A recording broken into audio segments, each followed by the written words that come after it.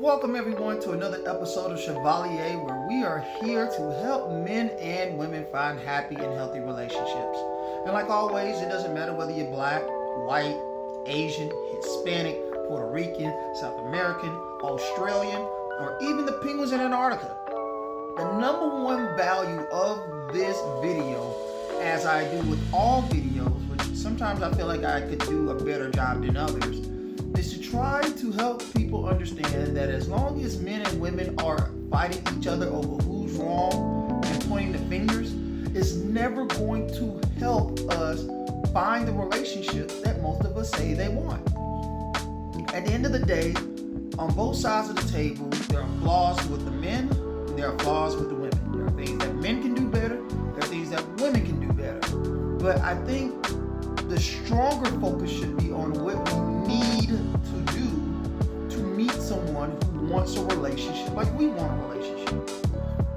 Unfortunately, a bigger part of the dating market these days is full of people who don't want relationships. And I think I covered that a few weeks ago by what I consider scammers. Women and men who join dating sites who don't want to date. And I shun against that notion because this is why dating is so difficult. Because you have so many people who join relationship sites who are not looking for relationships. Unfortunately, one of the bigger things that have made dating difficult these days is the need to get over past relationships. We've all been hurt.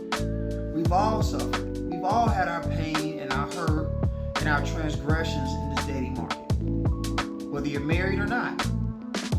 And I think because a lot of people haven't had the time, haven't taken the time, haven't utilized the time to heal past these transgressions, we so often take the hurt, the pain, the suffering from previous relationships and we bring them into new relationships.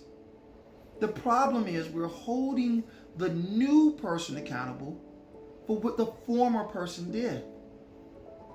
And that's usually in the form of scarcity, in the form of lack, in the form of verbal abuse, unfortunately in some cases sexual abuse and physical abuse.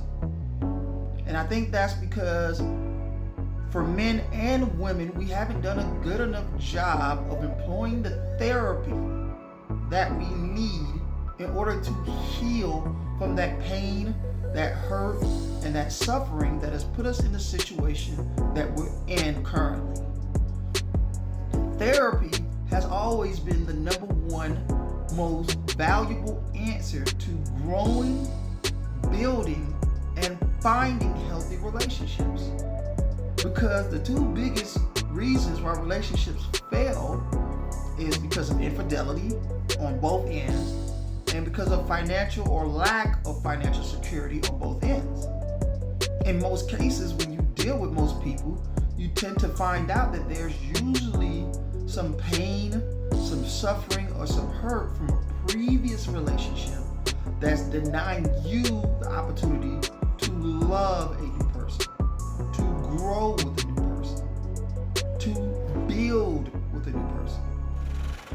And because of that, it holds you back from finding the key to this all, which is marriage. You have guys who've been in relationships with women who cheated on them and hurt them. And this is unfortunately often for most guys because that one woman that you gave your heart to hurt you, you tend to hold that animosity towards all women. And this is where you get those guys who just maybe kick it with a woman just to lay down with her, and then he just kicks her to the curb. Or you have a guy that calls women out their names or treats them in a very horrible manner. And a lot of that stems from pain that they've suffered outside of their first relationship. One person hurt me, so I'm going to hold everybody accountable for it. Instead of getting the therapy they need to heal. Therapy can come in the form of a clinician, a professional, or often family and friends, people we're closest to, people we love, people we care about, friends at work, someone that you built a personal relationship to. But being able to speak with someone, and then once you speak to that person, have them give you helpful advice and information to help you get past that hurt, to help you get past that suffering, so you can build a position to heal. Very often, in the form of some women, they've been in bad relationships with guys that they chose to be with. They chose to be with these guys, and the first thing I often hear is, oh, well, I didn't know he was like that. Because in a lot of cases, from clients that I've spoken to, some women, I'm choosing my words very carefully, some women don't take the time to really get to know a guy. They don't pick the phone up and call him on a consistent basis. They don't ask him anything about his life, his background, what type of person he is today, his goals for tomorrow, his aspirations, his friends. They don't really get to know it. It's just enough to know if he got enough money to spend on you and if he's going to keep you satisfied in the bedroom. Same thing for guys. They don't really spend some guys don't spend enough time getting to know a woman. It's just enough to know if she likes me, or if she's going to lay down with me, and then the rest is history. But we don't take enough time to build relationships because we're still hurt from the last person we were with. And the problem with that is when we're dragging baggage from past negative relationships, it makes it more difficult to build with the current person who wants to help us grow so we can learn to love and heal. Often let go of the past. Start with a clean slate. Try something new. These are all forms of healing after you've had therapy. And therapy is about releasing, about letting go, about alleviating that hatred, that pain, that hurt, that distrust that still lies in your heart. Getting it off your chest. Because at that point, now you can learn to love.